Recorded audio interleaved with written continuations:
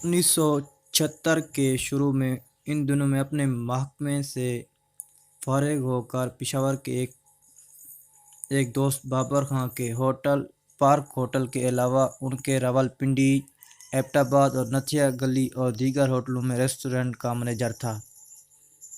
मैंने ये मैंने ये मुलाजमत बदल नख्वास्ता सिर्फ अपनी फैमिली और अपनी माली ज़रूरियात को पूरा करने के लिए की थी।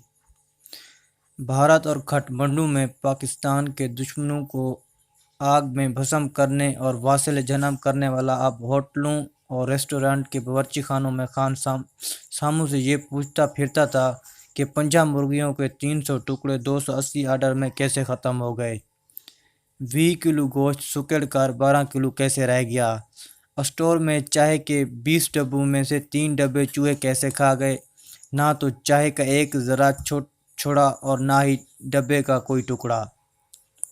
इन दिनों जब भी मेरा रेस्टोरेंट जाना होता, जहां बाबर खां का माल रोड पर राजा जी रेस्टोरेंट था, तो मैं अपने दरीना और कॉलेज के दोस्त राजा सरफराज खां से ज़रूर मिलता था, जो पुलिस में डीएसपी और वज़ीर आज़म ज़ुल्फ़िकार अली भुट्टो साहब के स्पेशल बॉडीगार्ड थे। राजा सरफराज खां से मिलने में अयूब पार्क रावलपिंडी में वज़ीर-ए-आज़म की रिहाइशगाह पर भी जाता था।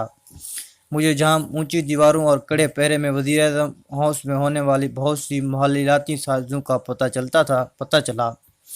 सकूत ढाका के बाद पहली सिमट कॉन्फ्रेंस में अंदरूनी तौर पर किया हुआ बांग्लादेश को क्यों तस्लीम किया गया, युगांडा के सदर ईदी अमीन और लीबिया के सदर मुअम्मर कज़ाफ़ी को किस तरह पाकिस्तान के बांग्लादेश तस्लीम करने और अपनी नाराज़गी दूर करने पर मजबूर किया गया, फ़लस्तीनी सदर यासिर अराफ़ात को क्यों कर मुजीबुर रहमान से हाथ मिलाने पर रज़ामंद किया गया। भारत के बहुत सी ऐसी अंदरूनी बातों का मुझे पता चला जिन्हें जानकर पाकिस्तान को दो लख्त करने की जिम्मेदार मुजीबुर रहमान और ज़ुल्फ़िकार अली भुट्टो के असल अज़ैम खुलकर सामने आ गए। मुख्तसर तरीन अल्फाज में ये दोनों हर दिल अजीज लीडर भारत के अखंड भारत प्रोग्राम के बहुत ही नुमायां किरदार थे और पाकिस्तान को दो लख्त करके ये अपनी नापाक मंजिलों की तरह कामयाबी का पहला कदम बढ़ा चुके थे।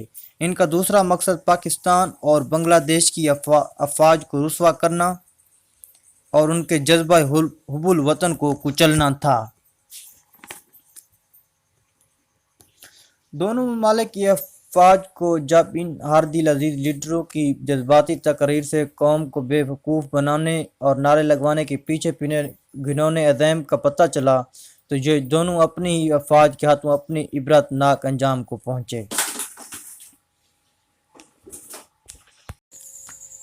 दोस्तों, फ़ौज चाहे किसी मुल्क की भी हो, अपने अंदरूनी दुश्मनों को कभी माफ़ नहीं करती।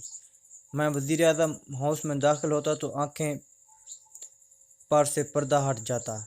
पाकिस्तान की दुनिया की तारीख में पहली बार किसी खातून हवल के लिए पाकिस्तान अफवाज के स्मार्ट और खूबरू जवान अफसर बतौर एडीसी रखे जाने का पस मंज़र, मौलाना विस्की की खुरमस्तियाँ और फ़ौज के एक आला अफसर के हाथों उनकी सड़क पर पटाई, सोने मुंडे के लाहौर की हीरा मुंडे में कई हाट लाइनों पर राब्ते, लिबर्टी मार्केट लाहौर में गोगो रेस्टोरेंट पर गवर्नर हाउस से निकलने वाली प्राइवेट कारों के हमले और लड़कियों के उठाए जाने के वाक़यात, कराची में पीएनसी बिल्डिंग के 12वें फ्लोर पर रंग रलियों की महफिलें और परी चेहरा ख़वातीन के पहलू में एक मुमताज़ शख्सियत के राजा अंदर की संभार चाहने के वाक़यात, कराची के वज़ीर आला जिसको जाम हमेशा भरा रहता था। वज़ीर आज़म भुट्टो का मुखलिसाना मशवरा था कि सिर्फ मदार क़ायद आज़म को छोड़ दो, बाकी जो चाहे बेच डालो।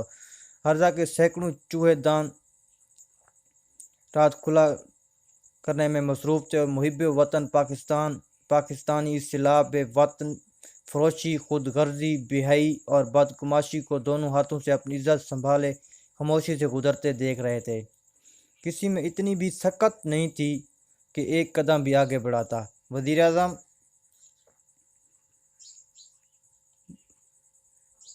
आज़म अपने तहफ़्फ़ुज़ और मुखालिफिन को कुचलने के लिए फेडरल सिक्योरिटी फोर्स के रूप में ऑर्गेनाइज्ड ऑफ गैंगस्टर गंडू का मुनज़्ज़म गिरोह تشکیل دی۔ جو احتجاج کی ہلکی سی بھی آواز نکالنے اسے راتوں کو اٹھا کر غائب کر دیا جاتا، یا ان کا گمنام قبر مقدر بڑھتی، یا مظفر آباد اور آزاد کشمیریوں کی دلائی کیمپ کی صورتیں، یا شاہی قلعہ لاہور کی زیر زمین کال کوٹھیوں میں تحقیر اور ظلم و تشدد کا نشانہ نہ ختم ہونے والا سلسلہ۔ انتہا یہ کہ استاد دامن جیسے درویش صفت اور بے ضرر شہر سے ہینڈ گرنیڈ اور پستول برآمد کر کے حکومت کے خلاف بغاوت کرنے کا جھوٹا مقدمہ بنا کر انہیں پاجولا کر دیا گیا۔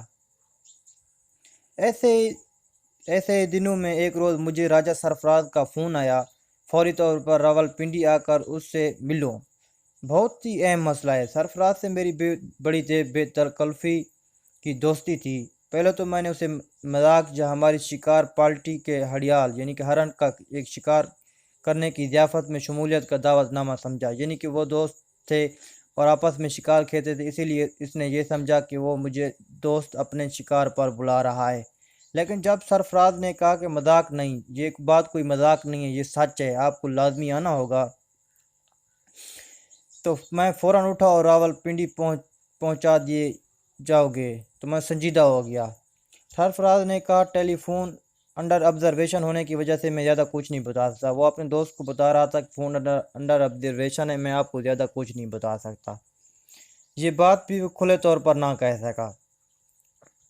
بالآخر فیصلہ یہ ہوا کہ اس شام 7 بجے میں راولپنڈی میں مال روڈ پر راجہ ریسٹورنٹ میں اس سے ملوں۔ راجہ ریسٹورنٹ بھی ان ہوٹلوں اور ریسٹورنٹ کی زنجیر کی ایک کڑی تھی جن کا میں جنرل مینیجر تھا۔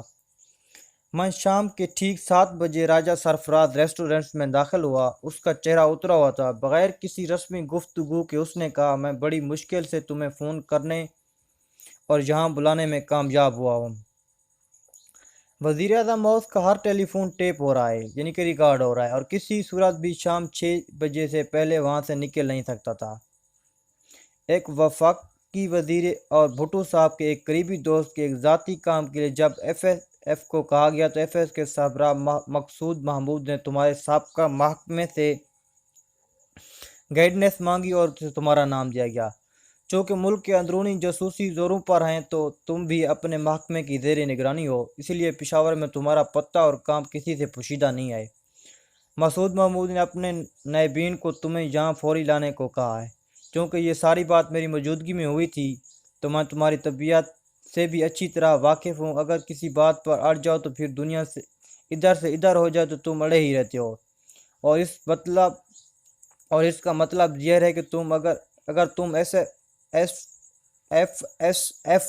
والوں کے سر کے ہمراہ خوشی سے یہاں نہ آتے تو زبردستی لائے جاتے۔ اس لیے میں نے تمہیں کسی ایسے ناخوشگوار واقعے سے بچانے کے لیے فون کیا تھا۔ اب میں عباس کو فون پر بتاتا ہوں کہ تم میرے پاس ہو اور کل صبح تمہاری وفاقی اور وزیر راجہ تری دیو رائے کے دفتر میں مسعود محمود کے ہمراہ جانا ہوگا۔ یہاں پر میری پوزیشن بھی بڑی مضبوط ہے۔